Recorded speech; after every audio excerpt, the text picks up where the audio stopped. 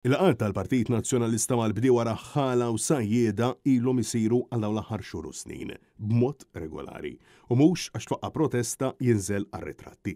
B'kuntrast, il-Gvern mhux jitkellem saħħa sabiex jiddefendi l-interessi tal-bdiewa.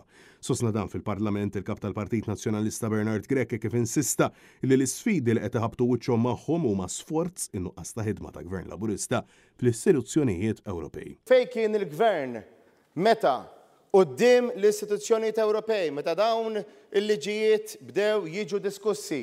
Fejn kien il-Gvern illi minn bit waħda jattakka l-istituzzjonijiet Ewropej u mill-lit l-oħra imbagħad jiġi jgħidilna illi jagħmel investimenti bis-saħħa ta' fondi Ewropej? Bernard Grech insista li l-Prim Ministru Robert Abela kellu l-obbligu u d-dmir ma jivvotax kontra l-interessi tal-bdiewa, fatt illi fl-ebda mument il-Prim Ministru ma ċaħad. Il-Prim Ministru kellu allura mhux biss iktar joqgħod attent imma mhux biss ikun kontra imma jivvota kontra dawn il-liġijiet u mhux jivvota favur kif għamel. U allura l-bdiewa ngħidulhom ċaru tont għax jafu il-verità x'inhi. Għandna gvern li jmur quddiem l-istituzzjonijiet Ewropej u jaċċetta miżuri imbagħad jiġi hawn Malta u jilagħba daqs li kieku dak li qed jiġri l-bdiewa lokali huwa nuqqas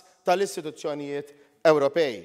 Bernard Grech insista li sussekwentament wara li vvota favur dawn il-liġijiet il-Gvern issa qed ifarfar kollox u jinħeba wara l-Unjoni Ewropea. Ta' filwaqt li l-Partit Nazzjonalista insista li kieku l-Prim Ministru għandu verament tal-qalbu l-interessi tal-bdiewa Maltin u Għawċin fl-iskema tar-roħs tal-prezzijiet ma kienx idaħħal biss pakketti friżati u importati ta' piżelli, brokkli u spinaċi biss. Imma kien jinkludi wkoll il-prodott lokali illi juża ħaxix u frott lokali. Il-kap tal-Partit Nazzjonalista temm billi wassal messaġġ b'saħħtu dwar il-ħtieġa li verament inkunu aktar onesti mal-poplu Malti.